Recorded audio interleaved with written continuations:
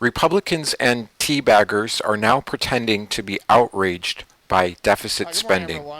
However, they fail to address who is really responsible for the deficits and when they originated. In 2001, when George W. Bush assumed the presidency, along with a Republican-controlled Congress, Bush inherited the largest surplus ever in American history, over $200 billion. These surpluses were projected to continue for another 10 years.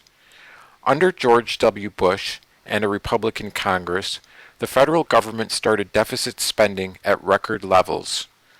By the time George W. Bush left office, the budget deficits had reached $1 trillion per year. The deficits were created by the Republican tax cuts, a prescription drug benefit for Medicare that was not paid for, and the wars in Iraq and Afghanistan. President Obama inherited an all-time record deficit of $1.3 trillion before he ever took office. We came in already with a $1.3 trillion deficit before I had passed any law. What is true is we came in with $8 trillion worth of debt over the next decade.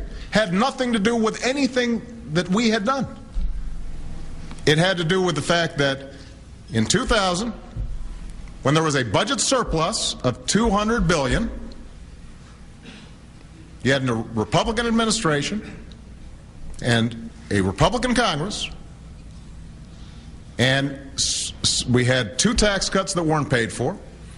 You had a prescription drug plan, the biggest entitlement plan, by the way, in several decades, that was passed without it being paid for. You had two wars that were done through supplementals.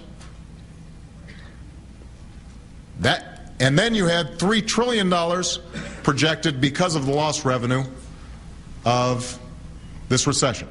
That's $8 trillion. House and Senate conference to talk about the moment that we find ourselves in. The budget that we have before the Congress spends too much, it taxes too much.